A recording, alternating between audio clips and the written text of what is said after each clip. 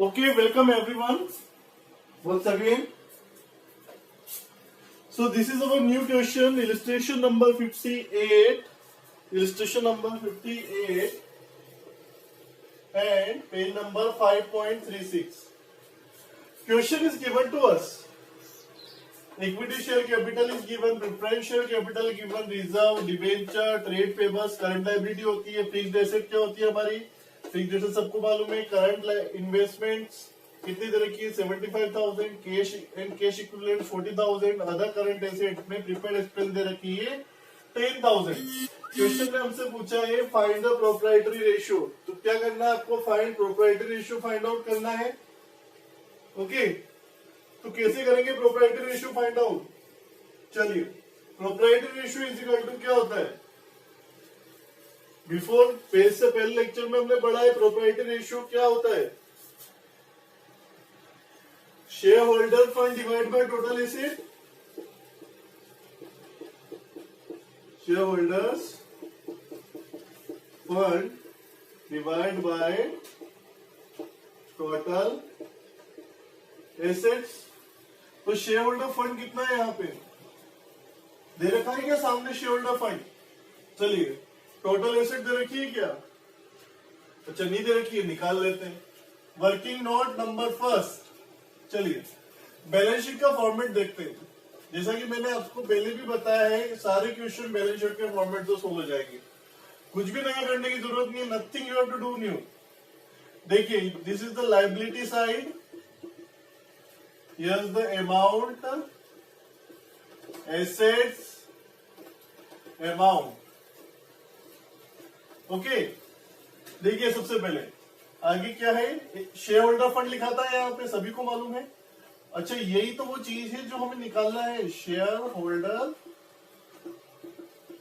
Fund, यही share holder fund निकालना है ना। क्या शेयर होल्डर फंड में क्या क्या आता है हम जानते हैं, equity share capital, preference share capital, reserve, अच्छा रिजर्व सब उसको पहले, अच्छा preference share capital, reserve and surplus, ये होता है क्या शेयर होल्डर फंड। लिख लेते हैं, कितना है 1,50,000, रिजर्व सरप्लस 25,000, टोटल कितना हो गया 1,50,000 प्लस 25,000, 1,75,000।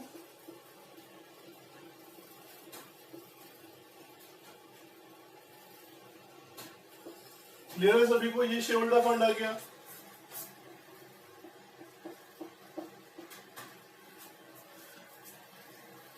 नेक्स्ट, अच्छा इसके बाद देखो डिबेंचर दे रखे, डिबेंचर क्या है, long term borrowings, long term loan से, लॉन्ग टर्म डेट से, तो इधर लिख देते हैं long term dates. Long term debts में क्या क्या आते हैं, long term borrowing, long term provisions, है ना, डिबेंचर्स, कितना दे रखा है डिबेंचर 60,000, लिख ले लॉन्ग टर्म में 60,000। इसके बाद क्या आता है, करंट लायबिलिटी, करंट लायबिलिटीज में कुछ दे रखा है क्या, इधर चेक करो, ट्रेड पेबल करंट लायबिलिटी है,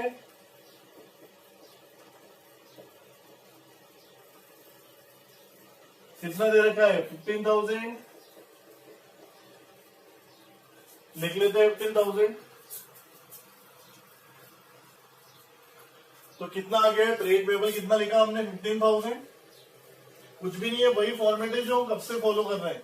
इधर देखिए बैलेंस शीट, हमें एसेट साइड में कुछ है हमारे पास, हाँ फिक्स्ड एसेट है, कितनी है 1,25,000, लिख दें इधर।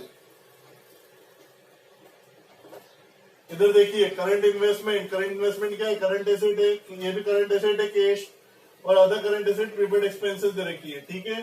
तो यहाँ क्या लिखेंगे, अच्छा फिक्स्ड एसेट, ये टेंजिबल इंटेंजिबल सब इसके अंदर ही है ना। अच्छा, उसके बाद में क्या आता है यहाँ पे, long term loans and advances आते हैं, दे रखा है क्या long term loans and advances, नहीं दे रखा है, कोई बात नहीं, लिख देते हैं long term loans and advances कुछ भी नहीं है हमारे पास में, ठीक है। अब देखो करंट एसेट, अच्छा ये इतना सब क्यों कर रहे हैं? अब इतना सब इसलिए कर रहे हैं क्योंकि हमें टोटल एसेट फाइंड आउट करना है। टोटल एसेट मतलब कहां से निकलेगी? ये है टोटल एसेट्स।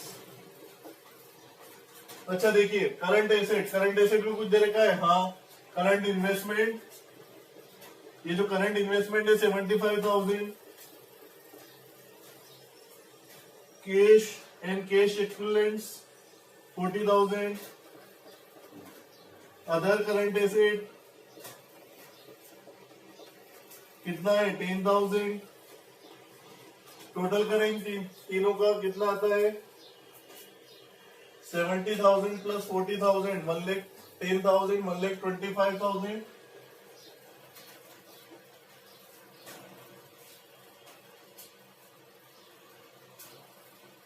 ठीक है, तो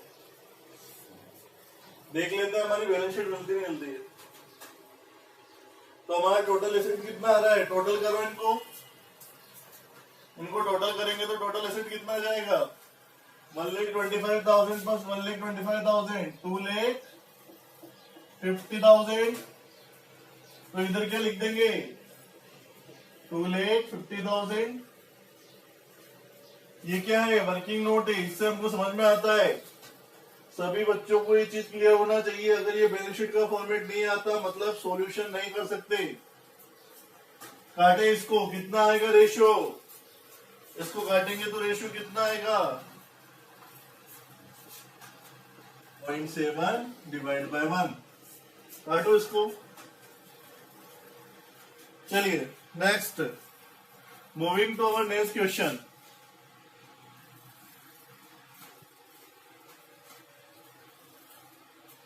इलस्ट्रेशन नंबर 59 पेज नंबर 4.36।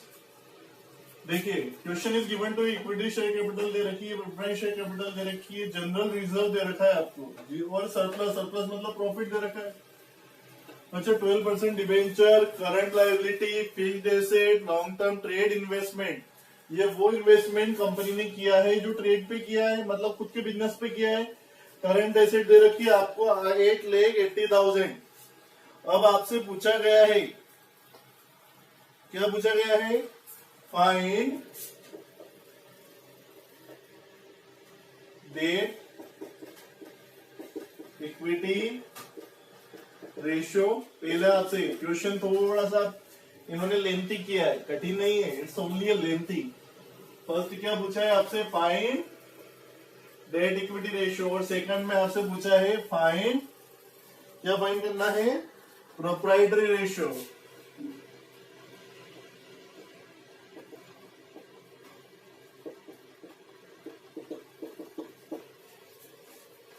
चलिए सबसे पहले देखते हैं डेट इक्विटी रेशियो कैसे सोल्व करेंगे। Date equity ratio, date equity ratio यहीं पे सोल्व करते हैं। डेट इक्विटी रेशियो क्या होता है, डेट इक्विटी रेशियो क्या फॉर्मूला होता है डेट इक्विटी रेशियो का, debt divide by equity, debt divide by equity. अच्छा डेट की कौन कौन सी है यहाँ पे डेट देखें, डेट मतलब लॉन्ग टर्म डेट्स है ना, तो डेट्स देखो इसके अंदर डेट कौन कौन सी है। अच्छा बैलेंस शीट बना ले, क्या बैलेंस शीट से ज्यादा क्लियर हो जाएगा। ओके बैलेंस शीट बना लेते हैं।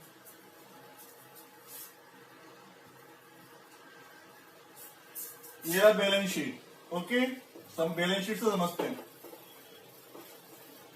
ये है लायबिलिटी साइड, या अमाउंट, एसेट्स, अमाउंट, ओके। सो लाइव देखते हैं इधर, सबसे पहले क्या आता है लायबिलिटी, शेयर होल्डर फंड्स आता है, सभी जानते हैं शेयर होल्डर फंड्स कैसे निकालते हैं। Share holder funds, equity share capital, preference share capital, जो भी रिजर्व वो प्रॉफिट सब रहते हैं सब इसके अंदर ही आते हैं। तो लिखो equity share capital, preference share capital, general reserve और सरप्लस। देखो कितना equity share capital 2 lakh, preference share capital 3 lakh, general reserve 2,50,000। General reserve मतलब वो रिजर्व रखा है इन्होंने फ्यूचर यूज के लिए जनरली। सरप्लस मतलब प्रॉफिट कितना है 1,50,000, ये सब इसमें ही आता है शेयर होल्डर फंड में। ठीक है, टोटल करेंगे कितना आएगा, करिए टोटल। 2 लाख प्लस 3 लाख 5 7,50,000 8 9 लाख, तो कितना आ गया आपका 9 लाख क्या आ गया, ये आ गया शेयर होल्डर फंड।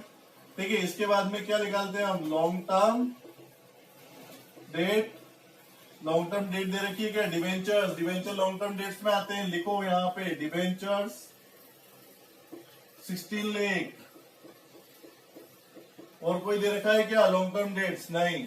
अच्छा, इसके अलावा करंट लाइबिलिटी दे रखी है क्या आपको, करंट लाइबिलिटी में देखो, हाँ दे रखी है, direct they the 6,80,000।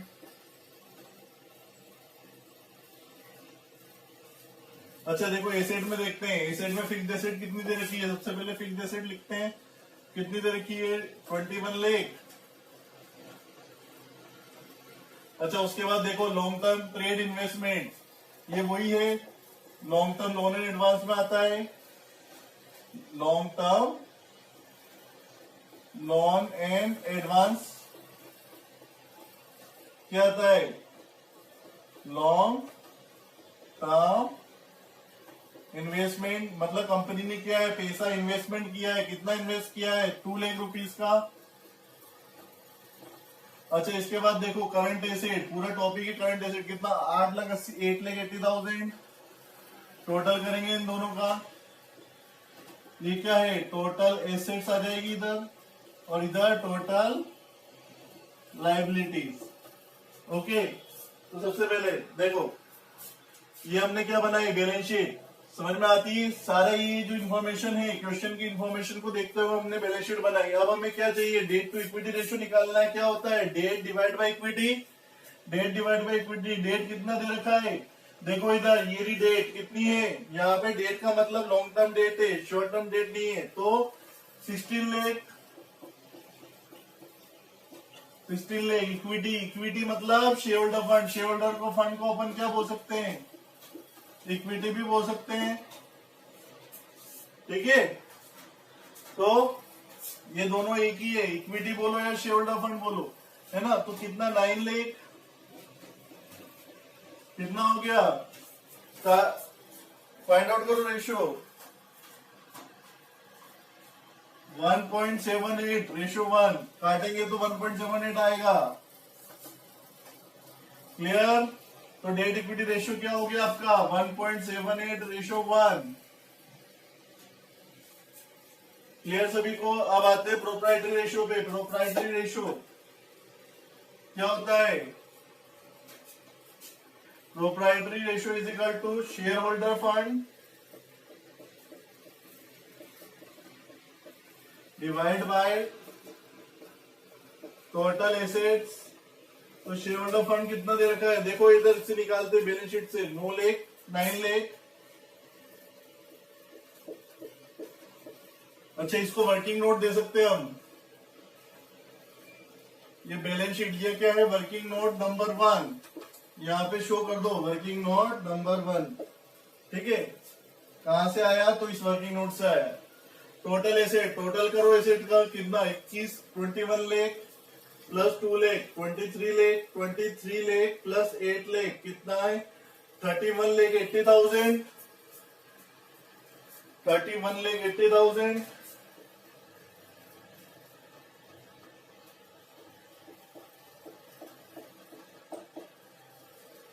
This will be your what, total asset to debt ratio।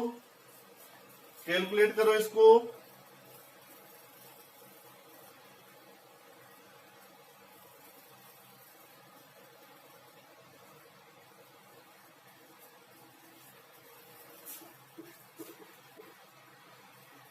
Okay, काटेंगे तो कितना आएगा, ये 1 है तो इधर कितना है 0.28। चलिए, क्लियर है एवरीवन को, सभी को इन क्वेश्चंस में बैलेंस शीट बनाना आना चाहिए। अगर बैलेंस शीट आप अच्छे से बनाना जानते हैं तो आप इजीली इन क्वेश्चन को सोल्व करना जानते हैं। Okay, moving to next question. Okay, Illustration number 60, page number 4.37. Last question of this topic. Okay. So question ने हमको क्या दिया है? क्वेश्चन ने हमको दिया है नॉन करंट एसेट। अच्छा, नॉन करंट एसेट को हम एक नाम से और जानते हैं क्या? इसे फिक्स्ड एसेट भी बोल सकते हो आप। तो किसी को नॉन करंट एसेट नया शब्द लग रहा है, वैसे नया शब्द नहीं है, बैलेंस शीट में पढ़ा है हमने बार बार। नॉन करंट एसेट को मतलब वो ऐसे एसेट जो लंबे समय तक के लिए चलते हैं, 1 साल से ज्यादा के लिए, नॉन करंट एसेट कहलाता है। इन्हें हम फिक्स्ड एसेट भी बोल सकते हैं। जिसको फिक्स्ड एसेट समझना है, फिक्स्ड एसेट से समझ सकता है। ठीक है। करंट एसेट दे रखा है 40 लाख। Long term borrowings. अच्छा, करंट एसेट समझ में आता है। लॉन्ग टर्म बोरोइंग्स क्या है? Long term borrowings, long term borrowing ये हमारी डेट्स हैं। ये हमने मार्केट से बोरो किया है पैसा, लॉन्ग टर्म के लिए हमने लंबे के लिए प्रोविजन बनाया है 15 लाख रुपए। करंट लायबिलिटी, ये हमारी वो लायबिलिटी जो हमें पे करना है। अब क्वेश्चन ने हमसे क्या पूछा है? क्वेश्चन ने हमसे पूछा है प्रोप्राइटी रेशियो फाइंड करो, डेट टू इक्विटी रेशियो बताओ, total asset to debt ratio बताओ। काफी सिंपल क्वेश्चन है। अगर आपको बैलेंस शीट बनाना आती है तो वर्किंग नोट में हम क्या बना लेते हैं? सबसे पहले working note number 1 balance sheet. उससे क्या हो जाते हैं, हमें जो भी फॉर्मूले में जो भी चीजें चाहिए वो सारी चीजें मिल जाएगी। चलिए, सबसे पहले लायबिलिटीज अमाउंट, एसेट्स अमाउंट। ठीक है। देखो, लायबिलिटीज में क्या लेना है? Sorry,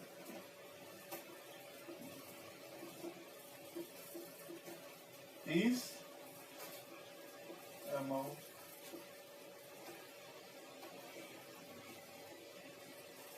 asset amount। ओके, तो लायबिलिटी में सबसे पहले क्या आता है? Share holder fund. सभी जानते हैं बच्चे, share holder fund. Share holder fund में क्या आता है?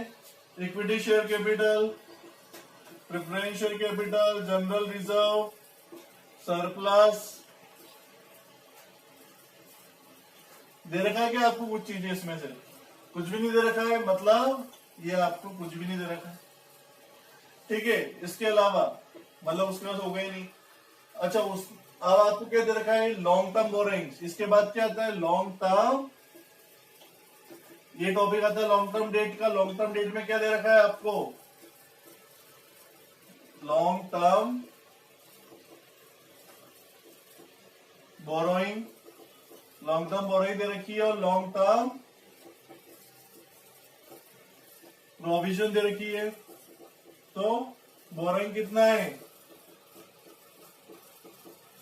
25 लाख, और प्रोविजन कितनी है? 15 लाख।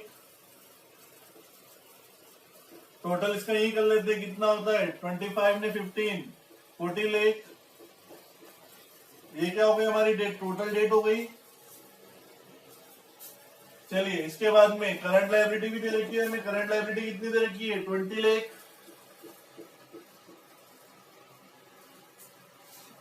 ऐसा ऊपर लिख लेते हैं।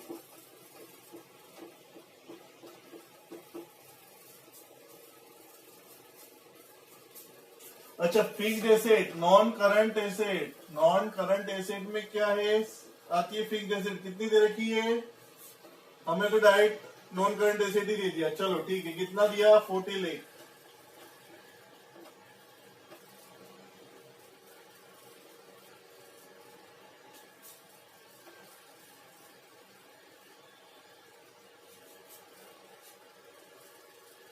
अब इधर नीचे क्या आएगा? नॉन करंट इन्वेस्टमेंट आता है, कुछ भी नहीं दे रखा है। इसके बाद करंट एसेट आता है। दे रखा है क्या करंट एसेट? हाँ, दे रखा है करंट एसेट। कितना दे रखा है? ये भी 40 लाख दे रखा है। अच्छा, इसको भी लिख देते हैं, नॉन करंट इन्वेस्टमेंट। इधर एक चीज और आती है, क्या आती है इसमें? Long term loans and advances आ जाते हैं। चलिए, लास्ट में क्या आता है? Current asset. करंट एसेट में क्या आता है? 40 लाख दे रखा है। ये सिर्फ एक वर्किंग नोट है। ठीक है, ये हमें बैलेंस शीट में चीजें दे रखी है। ये सिस्टमेटिक मैनर में हमने प्रेजेंट कर लिया। अब सबसे पहले हमें क्वेश्चन ने क्या बोला है? क्या फाइंड आउट करना है? सबसे पहले फाइंड आउट करना है प्रोप्राइटरी रेशियो। अच्छा, प्रोप्राइटरी रेशियो क्या होता है? लिखते हैं प्री रेशियो। सबसे पहले फाइंड आउट करना है is equal to proprietary ratio. सुना सुना नाम है, share holders fund divide by total asset.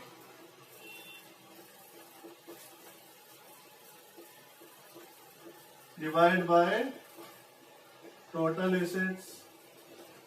Share holder fund कितना दे रखा है? कुछ भी नहीं दे रखा है यहाँ तो, फिर कैसे निकलेगा?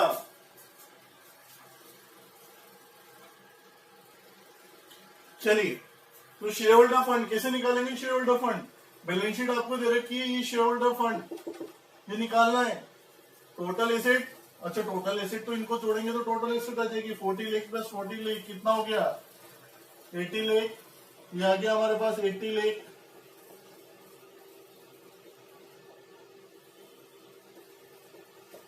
ये 80 लाख आ गया हमारे पास total asset. Share holder fund निकालना है तो देखो, इन दोनों को हटाते हैं, इन दोनों का टोटल क्या है? 40 लाख।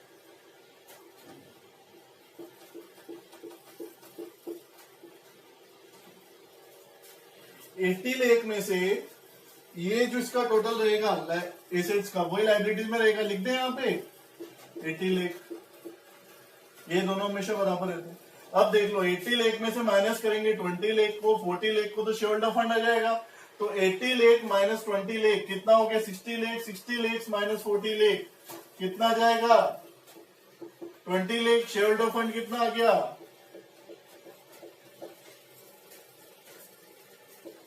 1/4। ठीक है, कर लेंगे सभी। 0.25:1 प्रोप्राइटरी रेशियो। नाउ इसके बाद में हमें और भी कुछ निकालना है।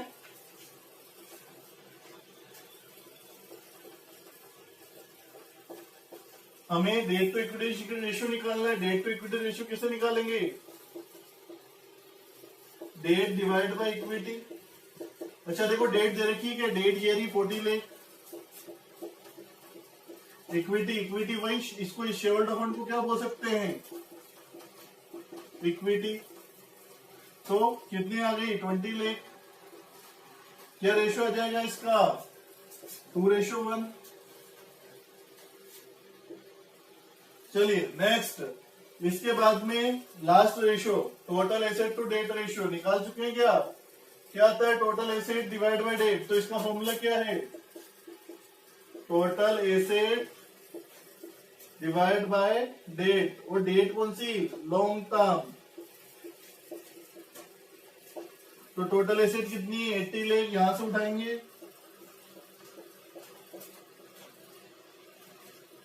डेट कितनी है? 40 लाख। इसका रेशियो कितना हो गया? 2:1। क्लियर है सभी को? हो जाएंगे ऐसे क्वेश्चन। नेक्स्ट लेक्चर से हम इंटरेस्ट कवरेज रेशियो स्टार्ट करेंगे। Okay everyone, so do it, do the practice of unsolved questions. इसके टॉपिक के अनसोल्व्ड क्वेश्चन आपको पीछे सोल्व करना है। Okay, thank you.